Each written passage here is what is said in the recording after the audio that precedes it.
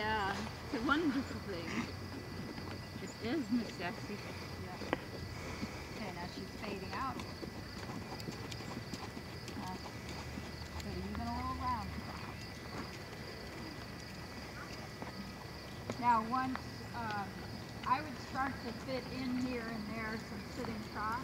And you know, when I get a new horse, a lot of the times how I work in the sitting trot is I just post, sit, sit, sit, post, sit, sit. You know, I do 2 or 3 sits. I don't try to sitting trot down the whole line. Okay. You know, because you have to introduce her to your style of riding. Yes. Right? No matter if you and Kelsey were taught by me and only me, you'd still ride her different. So that just means her supportive muscles are going to be different. We don't want to make her sore by trying to do too much. You know? Right. Okay, so a little bit rounder because she's just kind of in her fake little frame. Yeah, I didn't know before this lesson tonight how round she should be. Yeah. And you'll see on the video that, you know, you want her neck to press and the neck in front of the withers is going, it's concave, you know, and we want it to be round. So we want the lower quarter to be just as round as the other quarter. Okay, so let's go ahead to the left. When you're ready, you get her into your trot. Just a nice medium trot.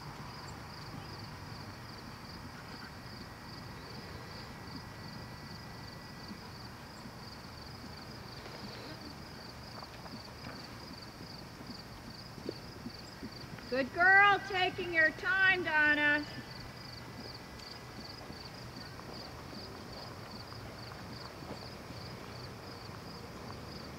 Good. Now when she feels a little, I'm going to use the term bullyish like that she just wants to lean on your hand and take you.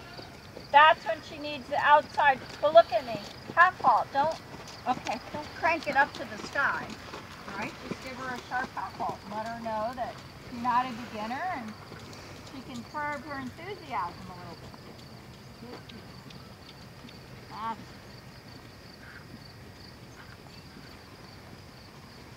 And then you can also, once you get a medium trot that feels consistent to you, then you can start playing around with the length of stride in it.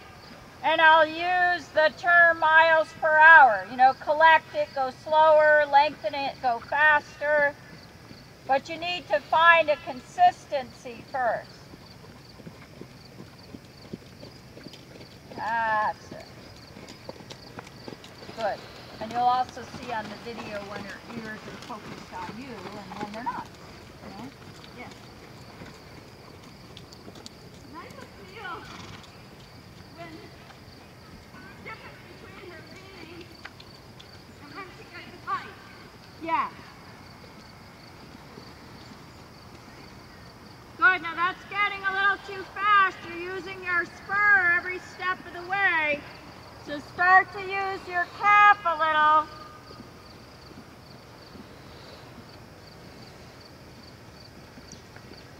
Okay, now you decide where and how you're going to get up into the canter. Okay. And with Quinn, he needs a big space to do it. With her, I think a large circle helps to organize. Okay.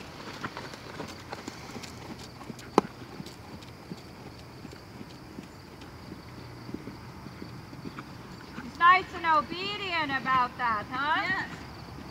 Remember, your eyes up and planning. You can feel what she's doing.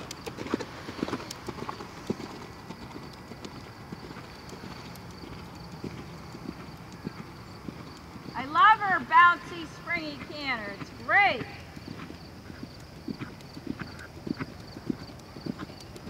That's a girl. Good. Now be aware, your reins are starting to get long, and then your hands get in your lap. Okay. Eyes look up and plan, and then go ahead and move your circle around. Yeah, really good.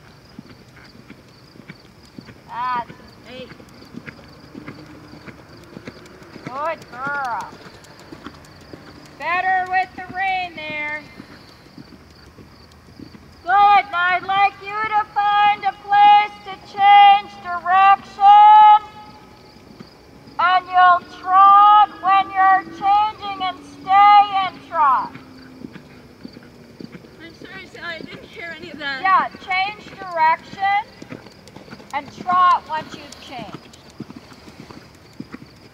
Are we still pandering? Yep, trot. Oh, I'm sorry. Yeah, You need a break. yeah, that's all right. And give her a head for a minute and let her take a quick break herself. Now, in the beginning, when you first started, you were having to nudge her a little bit, like sometimes you do with Garcon when they're first starting. Yeah. And then when we took a break and went to get back up, she was a little what I call bully in the rain, because every stride you were going tap, tap, tap, tap with the spur. So you were building up, you were revving up the engine. I tried. Okay? Okay. So be aware that there is a time good when girl. you need to make sure the spur isn't tapping. So if she's getting a little forward and a little lean and pulley in the bridle, try to switch to your upper calf and see if that'll do it, because you were creating that.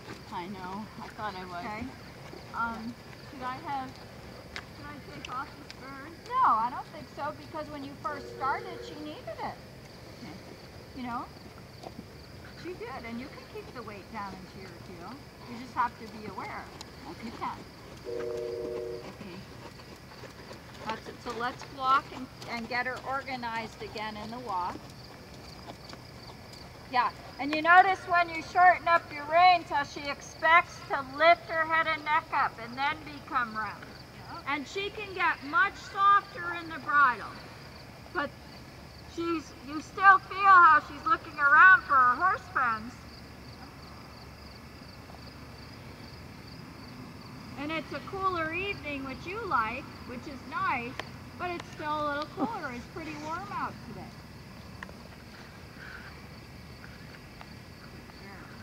That's it. Now feel how her tendency is to just slide a little to the outside in this direction. So again, once she's warmed up, then think about your upper calf rather than tapping her with your heel. That's it.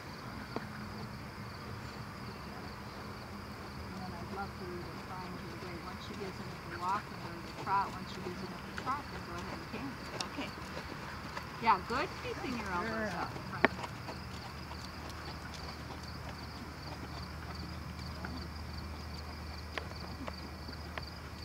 Good girl.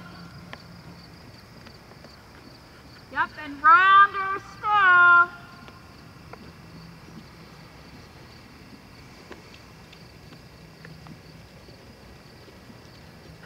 Good, make that bit move around a little more in her mouth. Yeah. Yeah, and you're correct, because you're not wagging her head. You don't want to do that, but you do want to ask her to soften on the bridle. Because you'll see when you watch the video that, again, she hasn't gone, and just softened around. But her brain's a little busy. Good, almost there.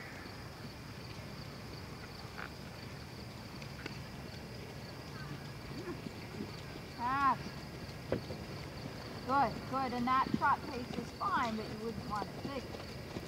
She's lighter in the hand now. Yeah. And she'll be lighter still. Good, now she's thinking about getting bigger, so ask her to organize a little. Good, and then you lift your eyes up and look ahead of yourself. Good, that's almost getting a little too big now. Yeah. So we'll tap more, good show. And then when you're ready, go up the right lead.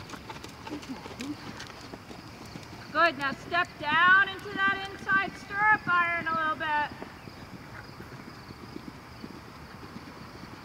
That's better. That's better, Johnny. You feel that? It's not quite all the way there, but better. Go straight down your long side. Good, and take a bit